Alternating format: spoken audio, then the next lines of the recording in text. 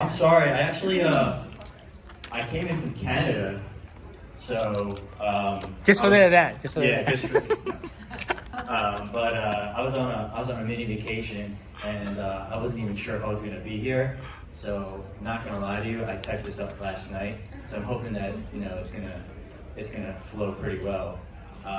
But yeah, are most of you guys from the area? Are you guys all local to the area? Okay, all right. Cool. So I'm hoping that this would resonate with you guys. I don't know. Should I sit? Stand? Sit? All right. Anyway, I'll sit. Just to give you guys a brief introduction of who I am as a person.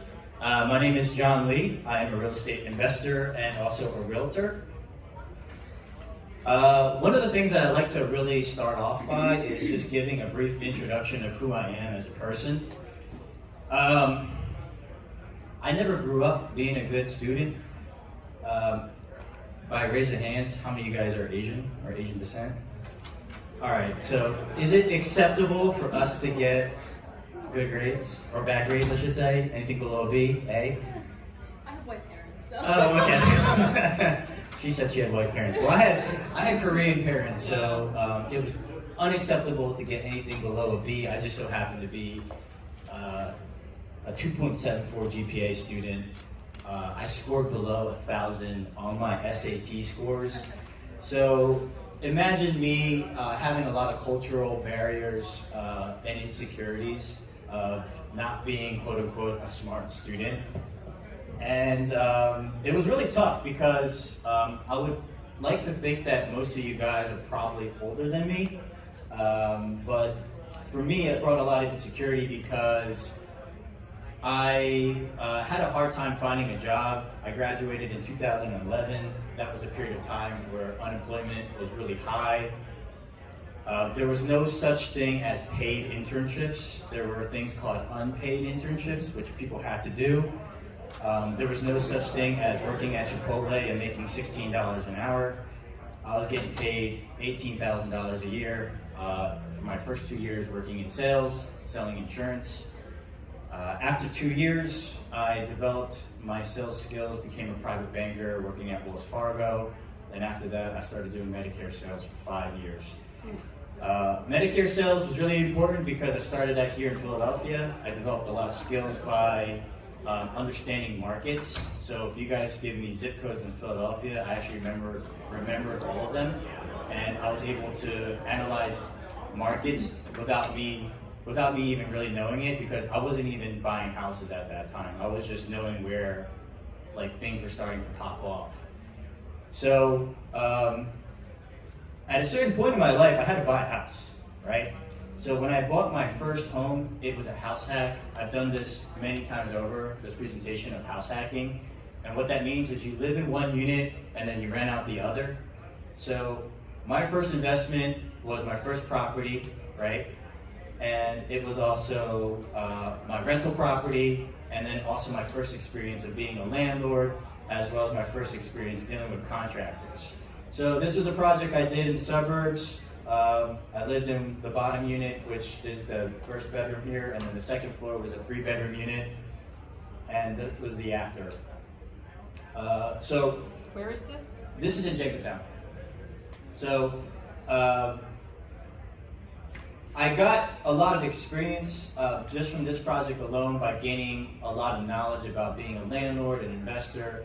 So I started going to events like this. My first event was actually in New Jersey. I drove all the way to Jersey, North Jersey, to go to one of Nick's events. And I learned about leveraging hard money. So that's one of the things that I started doing. I started leveraging hard money. And within 2 years, I think I was able to amount to roughly about 12 units, and they were all single-family properties. So a lot of good things happened during that time because, as you know, interest rates were a lot lower. The wind was on my back. I had, pretty good laborers. I had pretty good prices for materials. So what I was able to strategize is that I realized that every home in Philadelphia is relatively similar if you look for a certain kind of home. And the certain kind of home that I was looking for were 3 bedrooms, 1 bath, 1,000 to 1,200 square feet. They were medium to light rehabs. So they look something like this. This might scare a lot of people, but it's actually really easy because I just touched it up, took the carpets out, refinished the carpets, and I painted. So my reno budget was probably anything between $15,000 to $35,000 in and out 2 months. Where things got more complicated for me was when I decided to go outside of that, right? This is my first ever quad that I did. When I walked in, it was like a complete gut type of rehab, and it needed all kinds of work. And I'll go over the numbers with you guys in a second, but this is what it looked like before, and then this is how I finished everything because it was a complete gut rehab. Now, the numbers, and kind of the reason why you guys are here and how I lost money was the purchase price. In theory, the numbers should look something like this. The purchase price was $91,000. My renovation budget was $189,000. So my total cost to go all in was $280,000. And the estimated value, the appraised value, we call it, and we investors call it after repair value, is $503,000. So I had a decent spread, which is about $222,000 of profit, which people would call it, or equity, however you guys want to chop it up. But the real numbers, purchase price is the same, renovation budget obviously being the same. I went double. I ended up spending $400,000 on my actual renovation budget. My total cost was $489,000, and the estimated value was still the same. So to a lot of new investors, you're probably thinking, why is this bad? Well, I had to actually come up with a difference because the lender was only willing to give me $352,000, all right? They weren't gonna give me that 503, all right? If you work with lenders, they're only gonna give you a certain percentage of what they think it's worth. We call it loan to value, right? They're only willing to give me, I believe in this deal it was 70%. They're only gonna give me 70% of $503,000.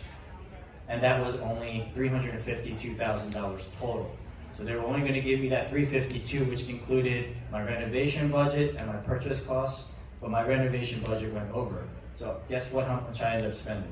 I ended up spending $137 cash out of pocket. So that was the first mistake that I made, and there's a lot of things that I learned from this. The key takeaway that I learned was.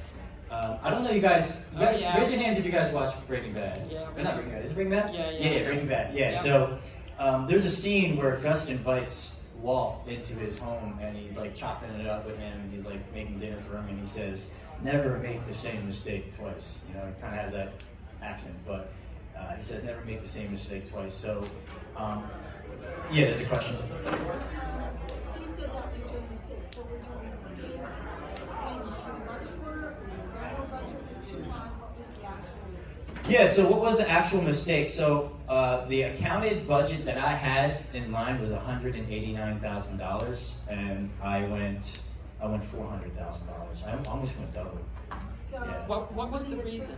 Sorry. What do you attribute that to? Was that Yeah, just- so- I mean, how come it was so off? Yeah, so I was actually going to get to the reason towards the end, but I can also explain briefly what that reason was.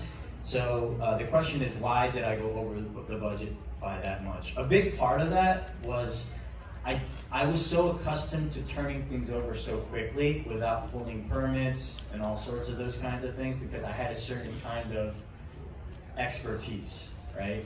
When you get into something that's new, especially with new construction or full gut rehabs, you have to account for time. This project took me 2 years, not 2 months. So within the 2 years, guess what happened? COVID. So you guys ever heard of the rising lumber prices? Oh yeah.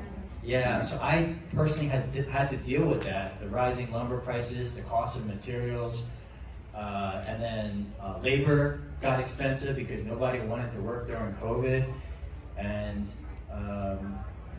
there were other instances of contractors walking out, I didn't know you had to pay for architects. I didn't know you had to pay an account for budgeting for fire suppression systems. I didn't know that a 4-unit building in Philadelphia also required a sprinkler system. The sprinkler system cost me about $45,000, and that was something that I didn't account for. And again, I'm going to explain some of the mistakes that I made later down the slides, but I also just briefly wanted to give you guys that drop of nuggets there, and why I went over budget so much. So I learned a lot here to really not make the same mistake twice, and I think this Breaking Bad quote was really, it resonated with me a lot. For me, it was a psychological battle just to get over it, because you have to have something worth fighting for. So I am, in a relationship, married with my wife for 9 years, and we're expecting a child. My wife is 25 weeks right now, and I am doing everything in my power to provide for my family, but also not let any of my family members down, because I have a lot of people in my sphere that rely on me, not just family, right? So I personally had something that I wanted to fight for, and that was a key takeaway that I learned from this process. But I learned to build a tribe. I think a lot of the times people separate real estate with their personal life. I learned how to actually incorporate both of them.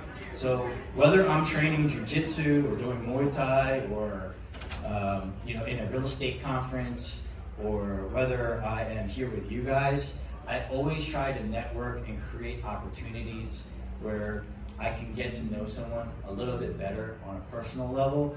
And that's how I learned to really build relationships and kind of continue to move forward. Now, the story continues, by the way. So you're probably doing the math and it's like, John, that's not $500,000, right? This shit continues. It gets even worse. So I decide, to re-strategize after I completed this 4-unit building. And I had a buddy of mine, he was doing private money with me. So what private money is pretty much he was letting me borrow money and I was giving it back to him with interest. But because I built such a good relationship with him, I decided to say, hey, bro, I'll cut you a deal. I'll give you equity on this. So I actually gave him 50-50 partnership on 2 potential properties that I wanted to flip.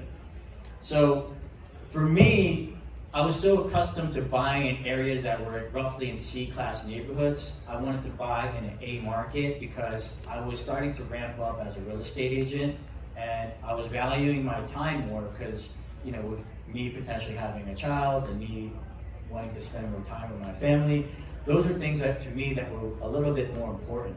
So I wanted to buy in better areas, but I also wanted to focus on my life and also in my career. So what did we do? We ended up buying 2 properties in the Maniac Roxborough area for about $275,000.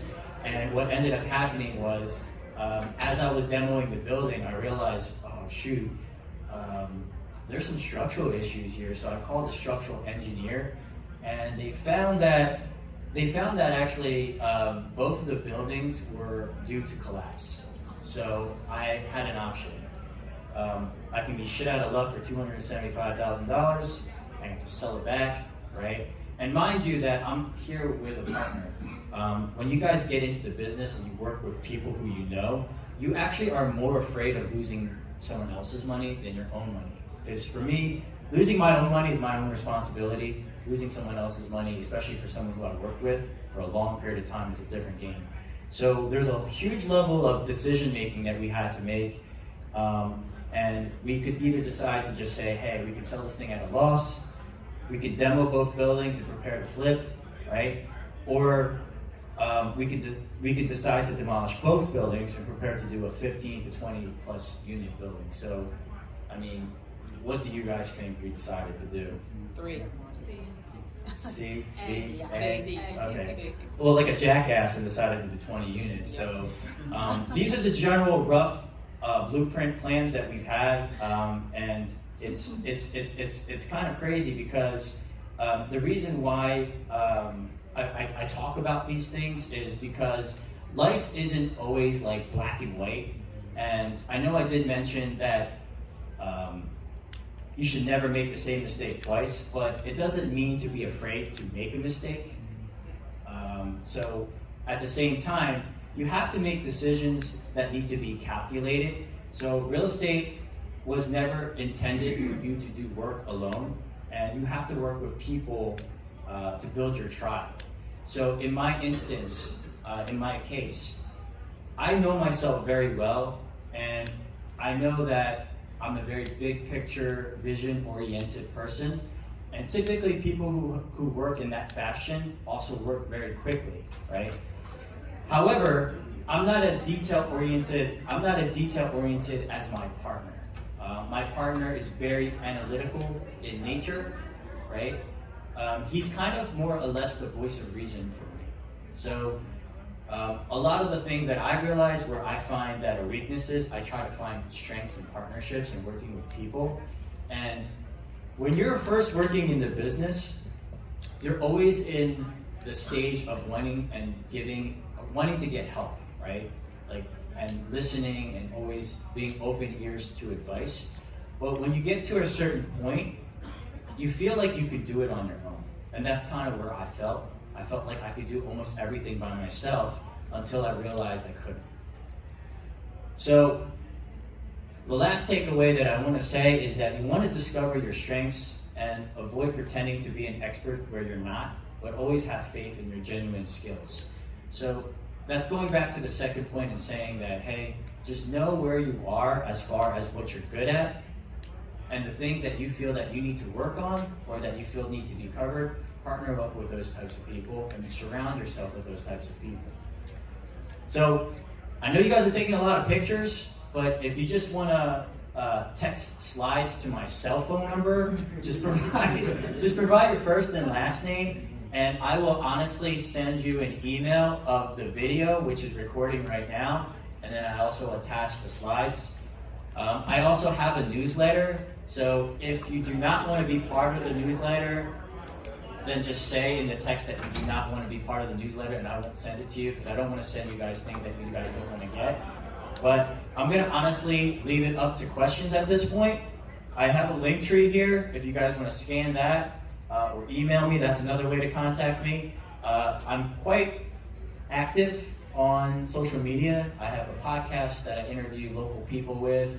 I have Instagram, YouTube, TikTok. I have all those things. So like a millennial should, right? But apart from that, I do think we have about 15 minutes of questions. So I wanted to leave it up to you guys to really ask some questions. So you have to tell us what happened with that property. Well, it's still in the process. So this thing's still in the process. So I wish I could give you a spoiler. Is it going okay other than time? Yeah. So right now, the issue that we're dealing with right now is that it's zoned as a residential. So what that means is that I have to change the zoning so that it can be zoned properly for commercial space. And once we get that lined up, that's kind of where we're aiming for first. And then obviously there's tons of other things that we have to work on. Raising the money for it, it's a very big project. So again, it's kind of ironic because I went from doing single families to a 2-unit building, 4-unit building, and now this is like 15 to 20 plus units now. So it's a crazy experience for me myself. Yeah. Yes. Considering that it's very hard in the city of Philadelphia from changing from residential to commercial, how was the decision making for you to be able to say, okay, in your last project you wasted, 2 years. I've been here. I wasted 3 years. Yeah. $2,500 a month, for hard money. I get it. Yeah. But now, you're in a longer project now, more money, holding costs. So, me, I would have probably took the L and just, so that's why I was like, if you choose the A, because, overall now you're looking from $275 for those 2 properties now to now we're talking, Yeah. the millions, probably a couple Yeah, $1 million but the projects. time So- cures everything. Every mistake in real estate can be cured by time. Yeah, sure. So the question is, she asked me, as far as like the zoning process, like what made it, For the decision. what made Like, the decision for me to go to the next steps for What was zoning? appealing for that decision? Yeah. 'Cause, So a big reason is that are you guys familiar with the Philadelphia market, Manayunk, Roxborough market? Okay. So it's on Ridge Avenue. Okay. So Ridge Avenue is highly commercial. There's a lot of commercial activity there. I wish I could show you a picture. I don't have a picture of it, but 2 doors right next door, there's a 36-unit apartment complex. Now that was zoned by right, meaning it was already zoned as a commercial. But if you go on that whole block there, you'll find that most of them are commercial units. So the probability of getting approved becomes a lot higher. However, initial plans that we had didn't account for parking. So I'm learning this myself. I'm learning that when you go to the ZBA, right, what that is you don't just get it approved. You have to get approval from the people who live there. So you have to talk to them and say, hey, what do you guys want? 9 out of 10 times, because it's in the city and you're building something big as that, they want parking. So we now have to account for parking plans and all those things and then present those plans. And that's the first step, which we're actually at right now. So that was part of the reason why we decided to move forward. If you haven't realized, this is my option A. It's backwards. Like, I didn't thought option A was my first option. I thought option C was my first option.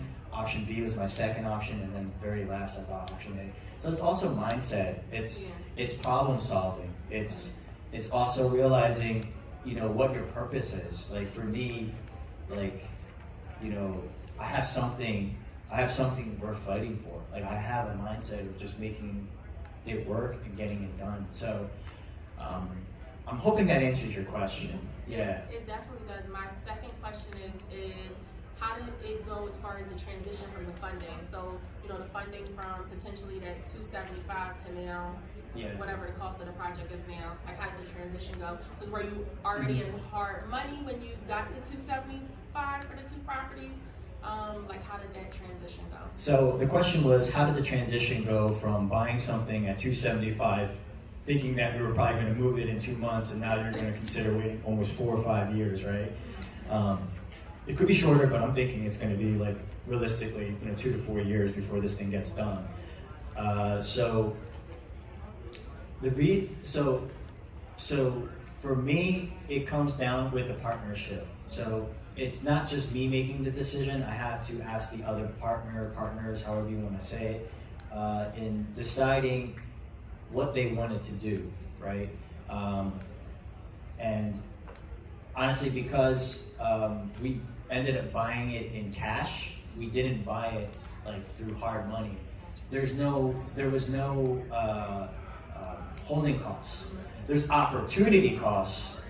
We could have used that money on something else, but there was no holding costs from a hard money lender, and that was the biggest reason.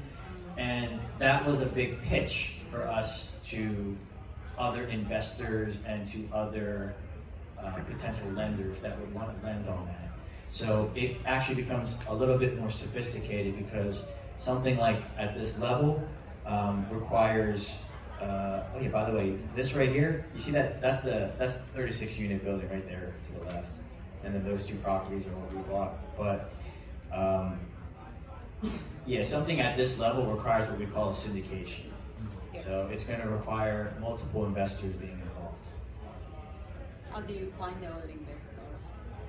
Okay, so the question was how you find other investors. So most of the other investors are typically found through relationships, and that's going back to tribe, right? It's meeting and interacting with people who you might have met from long time ago. A good example that I can give you is I reconnected with a member of my church. He used to go to my church. He owns several dental practices, and he was considering on investing in Manayunk, which I showed him a couple of properties in Manayunk. with zero intentions of showing this building. But he asked me a simple question. He said, "John, what are you up to?" And I said, "I'm working on potentially building this project. Would you like to see it?" And I didn't think much of it, but he's been very interested, along with several other people who are in his community that are now wanting to potentially help fund this potential project. So it's about building those relationships. It's about building those relationships, and for me, having a reputation over the past 10 years that I've been working, exactly. So how do you,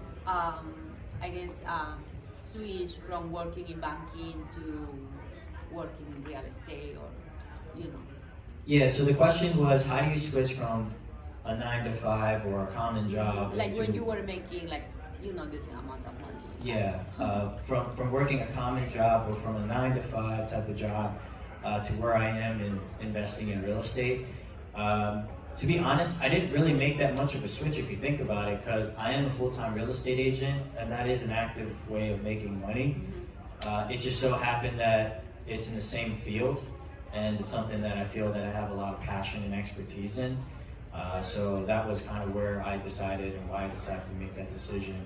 I'm going to be honest with you guys and say that the Medicare sales job that I had, I actually ended up getting, I semi-retired from it, and then I was getting paid residually on it, so I wasn't working, but I ended up getting let go because I wasn't working.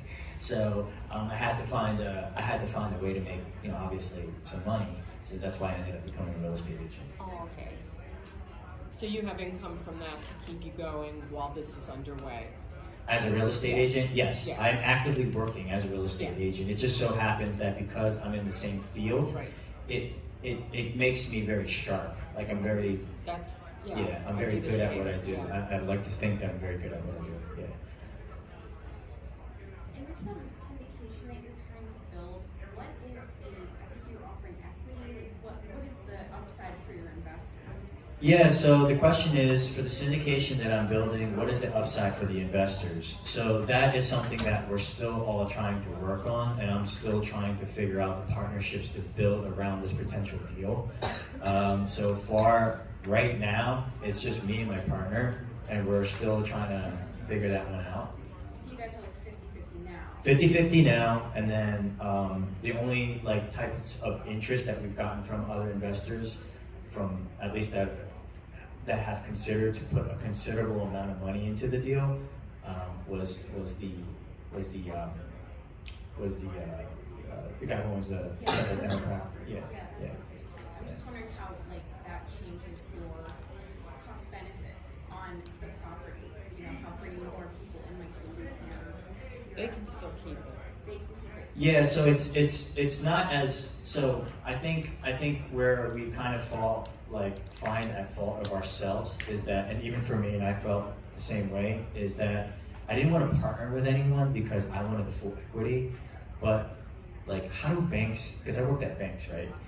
How do banks make billions of dollars? They make billions of dollars because they're lending 0.0001% of 1 billion, and they're still killing it off of it. So a percentage of a big deal like this is still a huge percentage that I probably would have never had in the first place. Any of you guys Brandon Turner fans, Bigger Pockets? Yes. What does he say? He says it's better to get a deal, a half of a deal than no deal, or whatever percentages, however you want to put it, right? It's better to get a deal than no deal. And in this perspective, I think for me, because I'm very vision oriented, I'm very big picture oriented, regardless of the amount of money, or even if we break even, there's indications that some of our math states that we could break even. I look at it as, once I get over this syndication, I can do many other syndications. Yeah. So that was my thought Also, process. as far as structure of syndication, which it sounds like that's what you're asking, you guys will be the GPs, the Correct. general partners, all the people with the money will be the The limited limited partners. partners, and that collection of money is going to be the down for potential bank financing, the majority of it. Yeah, so pretty much the GPs are the people that are, the general partners are going to be the people that are entirely responsible for the project. the limited partners are the people that are helping with the funding. And typically, they are quote unquote accredited investors. Yes. So they wanna, I'm in some. yeah. Limited partners are. Yeah, the way that it's structured. Yes. Several questions. What brokerage are you affiliated with? Do you have or work with any non-accredited investors? And for your realty, as a realtor, do you specialize in dealing with investors at your client? Yeah, so good question. So what brokerage I'm working with? I'm working with EXP Realty. They trade on the stock market. I think they're, they trade on the stock market, but they're well known because they spun off of Keller Williams. EXP? Yeah, EXP. They spun off of Keller Williams. They're a cloud-based brokerage that I work for. But honestly, I forgot your second question. What was your second question? Non-accredited investors. Oh, non-accredited investors. That point we haven't really talked about yet. We haven't talked about like who we're gonna. Depends on what kind of offering you do. Because again, everything is. I typed this. I'm not kidding, guys. I typed this up yesterday, so I'm just like, wow, shit, I gotta type something up quick. So, and part of that is. I wanted to share you guys and update you guys because maybe later down the line, if you guys like follow me on Instagram, you're like, oh shit, John actually completed that. So I'm hoping that there's some level of accountability on my end that I can kind of walk through with you guys on my journey. But also to answer your last question, what was your last question? Do you work with investors? Do I work with investors? Yes, I do work with investors because I am an investor myself. I have a high level of empathy for people who are currently investing and people who especially are first-time investors because that is probably the most frustrating thing for first-time home investors.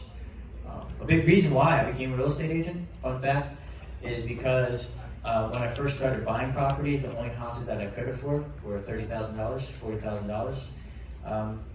Getting a commission for a $30,000 house for a real estate agent is probably not too enticing.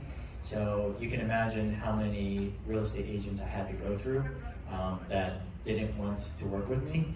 And it came to a certain point where I just said, fuck it. I'm gonna get the real estate license. So I didn't intend for it to be a career because I was still in Medicare sales at the time. But now that I no longer have a Medicare sales job, I've now made it a full-time job. Yes. So I had a question about construction, but I just wanted to say, like, one of the biggest things that you said, I think, with your presentation is that, some of us have all been new investors, and one of the biggest things you said was, hey, even if you break even on this is a learning experience. And so real estate definitely is, Absolutely. one big school, Absolutely. and we can lose 100,000, 200,000, Yeah. but it's like, next time, hopefully not to make the, same mistake, or you don't look at it as a failure. I never looked at my mistakes as a failure. They were Right. just, I went to school in the streets, The tuition of learning, right? Yes, the tuition Yeah. of learning, Yeah. definitely. My question for you is because I just was in another class with another speaker before this one, and she was talking about like buildable costs and things like that. So I've never done new construction, so do you have your costs already? Your projections for what is it going to be for like a per apartment unit, and then also like the overall building of it, and because there's other square footage besides just the apartment. So. Yeah, so that's kind of going back to what I was saying is I don't claim to be an expert in places that I don't feel that I'm qualified to talk on that level. So where I felt like I had it and needed a lot of help was at that because what I've been so accustomed to was literally going to Home Depot at 6 o'clock in the morning, buy the materials for my contractor, and then meeting them at site and then actively managing them as a GC, right, and working at that capacity. It was a whole new experience when you have an actual qualified contractor that's going to do all the heavy lifting for you, but then now you have to account for I almost had a heart attack when they gave me the price per square foot on the construction costs.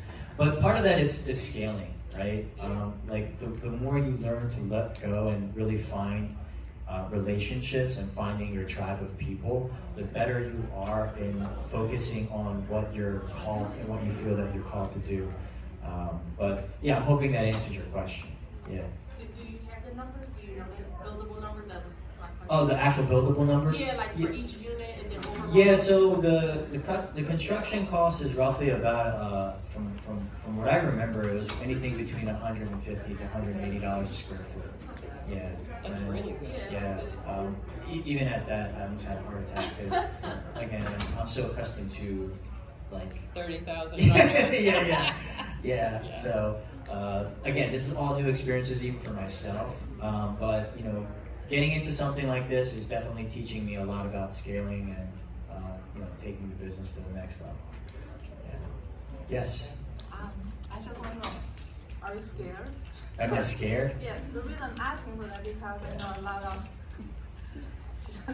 lot of investors, right? Like myself, I will transit from residential to multifamily, but I will probably find the multifamily building already and just do the value add, right? Yeah. Instead of you doing this, like ground up construction.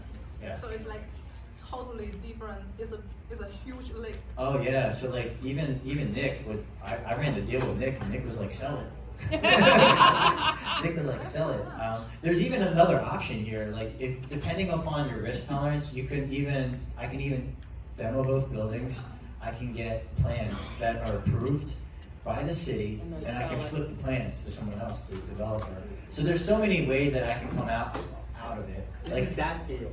That's that deal. Yeah. So there's just so many ways you have to calculate, and it's just making sure that you follow like the point A here and point B, because life isn't always black and white, right? It's not always right or wrong answers, and you have to make sure you don't make the same mistake twice. But you can't be afraid to make a mistake, right? And you have to also make sure that it's calculated.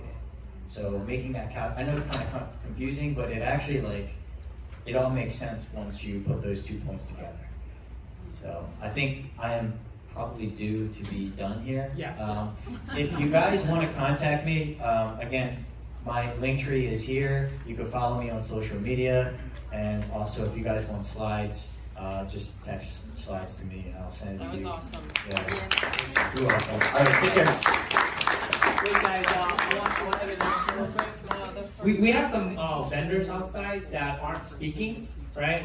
So I just want to give one of them an opportunity to share for a minute with you guys what they do. I think it will connect with what John talked about.